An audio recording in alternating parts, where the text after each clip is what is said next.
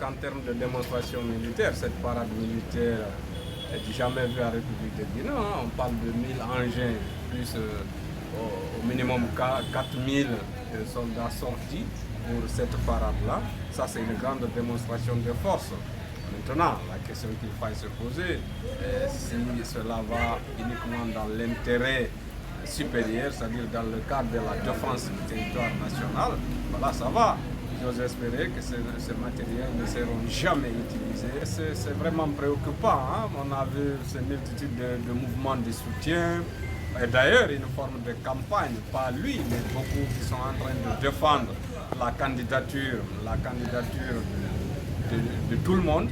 Et voyez-vous, ça nous avons suivi des autorités, pas de moindre, des commis de l'État, qui sont en train de défendre la candidature à travers l'avant-projet de la Constitution. Donc cela donne des préoccupations, d'autant plus que si nous tirons un peu ou nous établissons un parallélisme avec le CNDD, c'est à peu près les mêmes pratiques qui produisent les mêmes effets. Donc c'est préoccupant et malheureusement, à un moment donné, le CNRD avait interdit tout mouvement de soutien, sauf que par miracle, peut-être aujourd'hui, nous voyons une prolifération de ces mouvements et personne n'en dit quelque chose. Et le discours, on n'a pas fait allusion aux élections. Donc c'est vraiment préoccupant. C'est comme si nous étions dans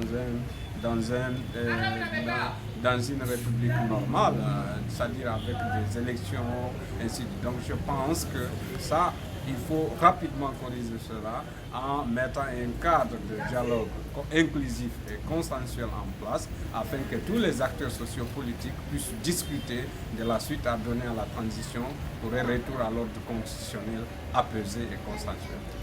Très inquiet, très préoccupé, hein, parce que, encore une fois, ce que nous sommes en train de voir, les uns estiment que la transition finit le 31 décembre, les autres, et d'ailleurs, c'est même dit par la voix du ministre des Affaires étrangères que les élections se feront en 2025.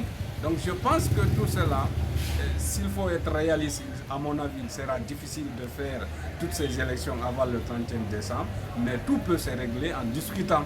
Malheureusement, c'est ce que nous ne voyons pas, ce cadre de dialogue-là, qui réunit ces acteurs sociopolitiques pour discuter de la suite à donner. Et c'est là que ça pose problème, et c'est là que ça préoccupe par rapport à la question de la paix et de la stabilité.